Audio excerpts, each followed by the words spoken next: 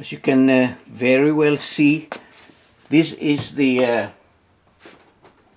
brake pad wear sensor. It's a 2-wire sensor, and more often than not, when you have the brake pads changed, you have to change the sensor, because once the brake pad thins out, it wear out the tip of the sensor, which is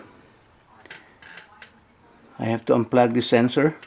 It's a two-wire sensor.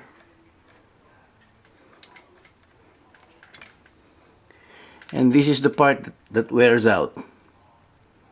Okay, and the mechanic changed the brake pads, both front brake pads, left and right, without bothering to read the message in the cluster that says brake pad wear.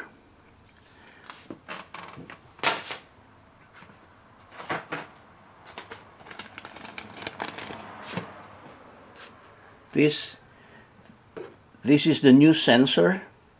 As you can very well see, this is the tip, brand new one, not bruised or anything, but it's pretty new. So all I have to do is insert it back on the there is a hole.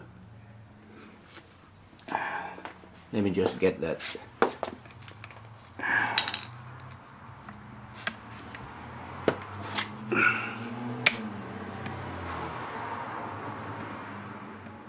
And you just have to gently push it in.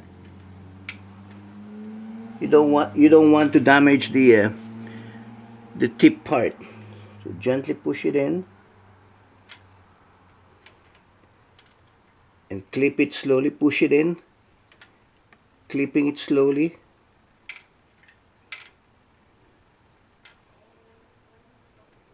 Until it fits in. So there you go.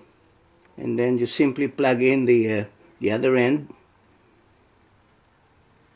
That should do it.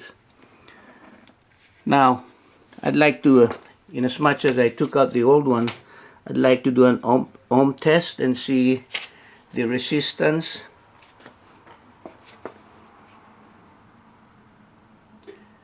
The resistance that this old one has compared to the new one. The new one had about 4 ohms, 0.4 ohms resistance on it, and I'd like to do a comparative resistance reading on the old one.